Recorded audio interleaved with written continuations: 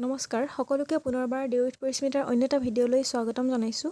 আশা কৰোঁ সকলো ভালেই আছে। ময়ো বৰ্তমান ভালেই আছোঁ আৰু আজি বহুদিনৰ মূৰত আপোনালোকলৈ এটা ভিডিঅ' লৈ আহিছোঁ আৰু ভিডিঅ'টো কিহৰ ওপৰত হয় সকলোৱে নিশ্চয় থাম্বনেইল দেখি গম পাইছেই। হয়, আজি মই আপোনালোকলৈ লৈ আহিছোঁ এটা হেয়াৰ কেয়াৰৰ ওপৰত ভিডিঅ' আৰু ভিডিঅ'টো কি হয় কেনেকুৱা হয় আপোনালোকে শেষলৈকে চালে নিশ্চয় গম পাব। তেনেহ'লে ভিডিঅ'টো আৰম্ভ কৰোঁ, শেষলৈকে চাই থাকিব।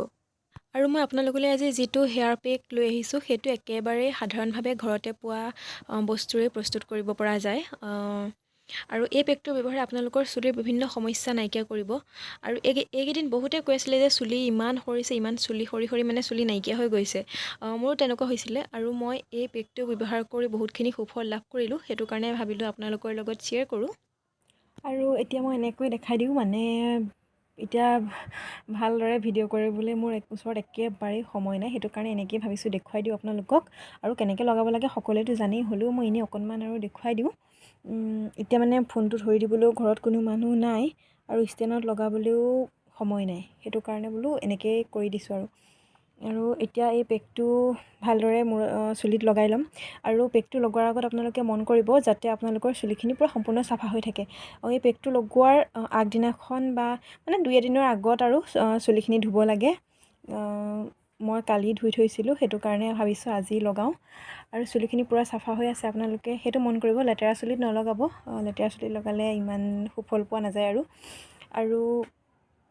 আৰু কেইটামান কথা কৈ দিওঁ, আপোনালোকে চুলি সৰা যদি কমাব বিচাৰিছে তেন্তে আৰু কেইটামান কথাত মানে আৰু কেইটামানত লক্ষ্য ৰাখিব লাগিব। সেইকেইটা হৈছে তিতা চুলিত আপোনালোকে কেতিয়াও নফনিয়াব। তিতা চুলিত যদি ফনিয়াই চুলি সৰাটো নকমে, সেইটো একদম সঁচা কথা। মই নিজে প্ৰমাণ পাই থৈছোঁ। তিতা চুলিত কেতিয়াও ফনিয়াব নালাগে। আৰু যিমান পাৰে সিমান আপোনালোকে ৰ'দত চুলিখিনি শুকাবলৈ দিব লাগে। কোনো মানে প্ৰাকৃতিকভাৱে শুকাবলৈ দিব লাগে আৰু কোনো আৰ্টিফিচিয়েল কৰি শুকোৱাটো ইমান ভাল নহয়। সেইটো কাৰণে আপোনালোকে তেনেকৈ কৰিব। আৰু যেতিয়া মূৰটো ধুওঁতে মানে চেম্পু ব্যৱহাৰ কৰে ন, সেই চেম্পুটো আপোনালোকে এটা মগত অকণমান পানীৰ সৈতে মিহলাই তেনেকৈ মূৰত লগাব। ডাইৰেক্ট চেম্পুখিনি মূৰত দি নিদিব। তেনেকৈ দিলেও আমাৰ কিছুমান ক্ষতি হোৱা দেখা যায়, কাৰণ কিছুমান চেম্পুত বহুত বেছি পৰিমাণে কেমিকেল থাকে। সেইটো কাৰণে আপোনালোকে পানীৰ লগত চেম্পুখিনি মিক্স কৰি ল'ব, তাৰপাছত আপোনালোকে মূৰত লগাব।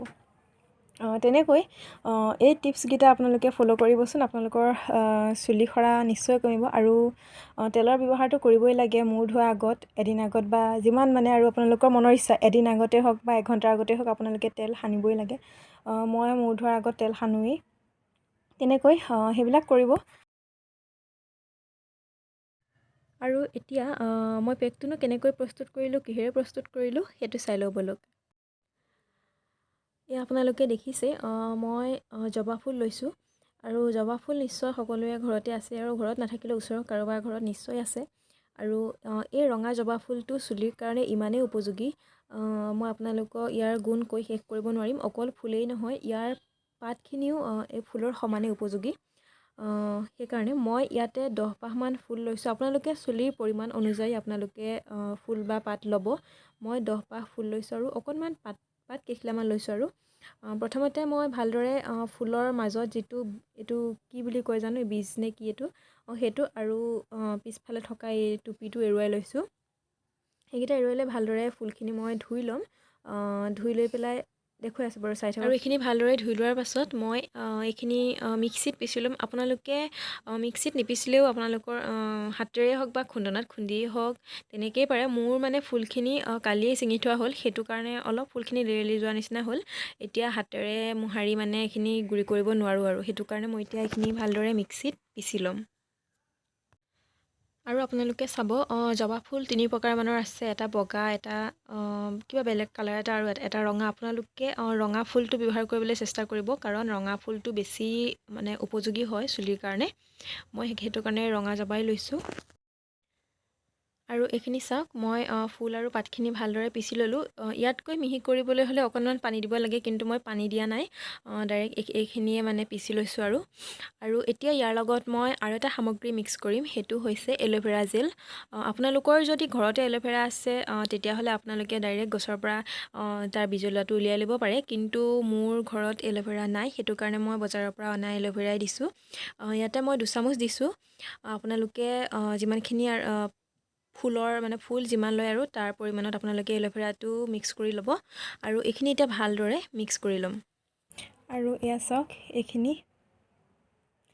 হাতত লৈ লৈছোঁ আৰু এতিয়া ভালদৰে চুলিত যেনেকৈ মন যায় আপোনালোকে তেনেকৈয়ে লগাব পাৰে খুব বেছি বিজলুৱা কিন্তু দেই সেইটো মন কৰিব খুব বিজলুৱা হয় এনেকৈ আৰু জাহা তাহাকৈ লগাই থৈ দিম আৰু এতিয়া গোটেই চুলিখিনিত পালেই হ'ল মুঠতে অকল যে আপুনি স্কেল্পত দিব তেনেকুৱা কথা নহয় গোটেই চুলি গুৰিলৈকে গোটেই চুলিখিনিতে আপোনালোকে লগাব লাগে তো লগোৱাৰ পিছত আপোনালোকে নিজে দেখি গম পাবই চুলিখিনি কিমান ধুনীয়া হয় চুলিত এটা মানে চাইনো আহে লগতে চুলি সৰা বন্ধ হয় উফিৰ সমস্যা নাইকিয়া হয় এইখিনি ভালদৰে লগাই লওঁ তাৰপিছত দেখুৱাই আছোঁ আৰু এয়া মই গোটেই চুলিতে ভালদৰে লগাই ল'লোঁ এতিয়া বাহিৰলৈ আহি লৈছোঁ অকণমান সময় ৰ'দতে ৰৈ থাকিম আৰু মানে এইখিনি লগাই পেলাই 40 মিনিটৰ পৰা 1 ঘণ্টা আপোনালোকে শুকাবলৈ দিব লাগিব সেইটো কাৰণে এতিয়া অকণমান বাহিৰতে আহি পেলাই জবা ফুল আৰু এল'ভেৰাৰ কথা নকওঁৱেই সকলোৱে জানে জবা ফুল আমাৰ চুলিৰ কাৰণে কিমান উপযোগী আৰু লগতে এল'ভেৰা চুলি ছাল দুয়োটাৰ কাৰণে খুব উপযোগী আজিকালি বহুত বস্তু ওলাইছে আৰু এল'ভেৰা দি প্ৰস্তুত কৰা সেইটো কাৰণে আপোনালোকে এনেদৰে সপ্তাহত নোৱাৰিলেও মাহেকত 3-4 দিন আপোনালোকে লগাবলৈ চেষ্টা কৰিব আৰু আজিৰ ভিডিঅ'টো ইমানেই আছিলে আপোনালোকে ব্যৱহাৰ কৰি চাওক আৰু কেনেকুৱা পাই জনাব আৰু ইয়াৰ পিছত মই এটা হেয়াৰ চেৰাম মানে ঘৰতে প্ৰস্তুত কৰা আৰু প্ৰাকৃতিক উপায়েৰে প্ৰস্তুত কৰা এটা আপোনালোকক হেয়াৰ চেৰাম দিম সেইটো কাৰণে আপোনালোকে ইয়াৰ পিছৰ ভিডিঅ'টো চাব আপোনালোকে এইখিনি ব্যৱহাৰ কৰি লওক এইখিনি ব্যৱহাৰ কৰাৰ পিছত আপোনালোকে সেইটো ব্যৱহাৰ কৰিব তেনেহ'লে আজিৰ ভিডিঅ'টো ইমানতে সামৰিছোঁ পুনৰ এটা নতুন ভিডিঅ'ৰ সৈতে লগ পোৱাৰ আশাৰে ধন্যবাদ